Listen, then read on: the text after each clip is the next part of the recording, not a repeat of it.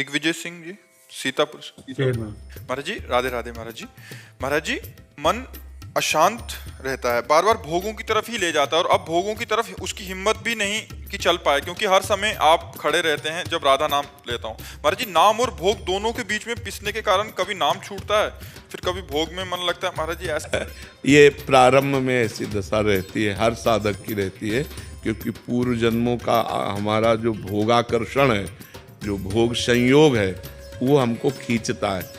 जो नवीन विषयों को भोगने की इच्छा होती है उसे कामना कहते हैं, और जो भोगे हुए विषयों को भोगने की इच्छा होती है उसे तृष्णा कहते हैं। तो कामना को तो बुद्धि के द्वारा हम मिटा सकते हैं, लेकिन तृष्णा बार बार हमको जलाती रहती है। तो जब हम नाम जप करते हैं तो कभी भविष्य की चिंता, कभी भूत की बीती हुई बातें, कभी नवीन कामना भोगने की इच्छा, और कभी भोगे हुए भोगों की तृष्णा, ये हमारे अंदर आती है। तो हमको क्या करना चाहिए कि नाम में डटे रहना चाहिए।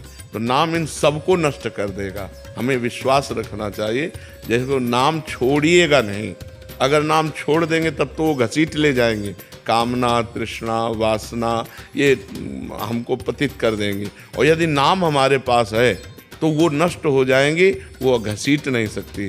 तो इसलिए उपासक को चाहिए कि उधर की तरफ ध्यान न दे। जब मन, वासना, कामना, इन चिंतनों में हमें फंसाना चाहता हो, उस समय हमको राधा राधा राधा राधा राधा राधा राधा।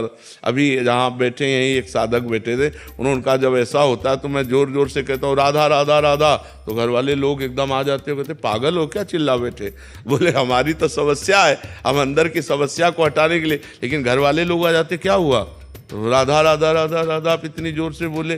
तो लोग कुछ भी कहें, जब अंदर हम फंस रहे हों तो उस समय एक ही उपाय, जोर जोर से पुकारे राधा राधा राधा। तो आप देखो तुरंत शांति मिलेगी, तुरंत आपका हृदय बदलेगा, क्योंकि नाम में बड़ी सामर्थ्य है। अच्छा, मन में कैसे जपें उस समय, क्योंकि मन तो गंदा हो रहा है, गंदे विचार ला रहा है, तो उस समय में जोर से शुरू कर दें राधा राधा राधा राधा राधा राधा राधा, तो हम उससे बच जाएंगे। और सोचता महाराज जी दोनों चीजें, अगर नाम छूटता था तो बहुत चिंता होती कि नाम छूट गया, और उधर जब होता है तो फिर उसके लिए बड़ी चिंता, मतलब दोनों इतना चिंता आपस में पीस रहे हैं कि बहुत। बस ये इसी स्थिति से जहाँ निकल जाओगे तो आनंद मिल जाएगा।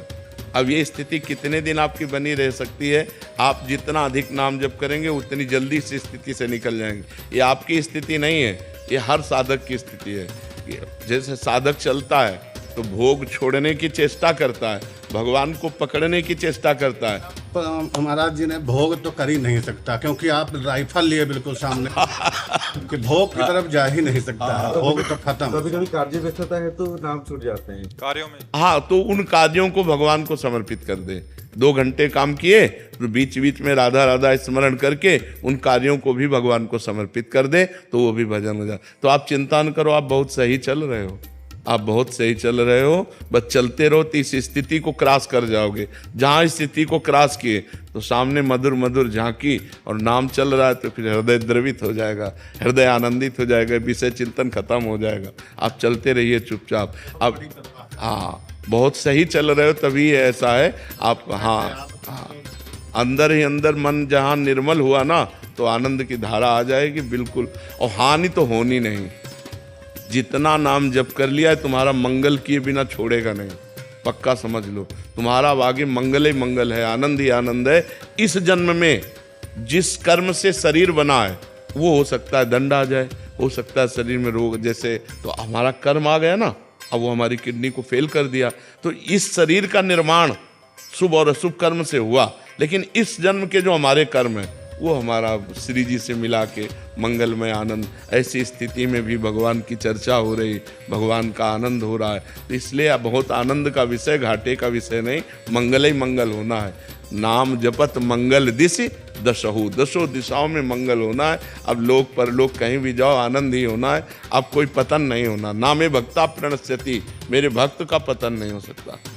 यमराज जी अपने दूतों से कहते हैं, जब अजामिल वाला प्रसंग आया कि जिसके गले में कंठी बंधी, मस्तक पर तिलक और मुख में नाम है, भूल कर उधर मत चले जाना, भूल कर भी उधर मत चले जाना। तो मतलब यमराज का पार्षद तो आएगा नहीं लेने, अपने स्वर्ग जाना नहीं, क्योंकि स्वर्ग की इच्छा नहीं है, तो हमें भगवान ही मिलेंगे, हमारा मंगल ही होगा, इसमें कोई हानि नहीं है।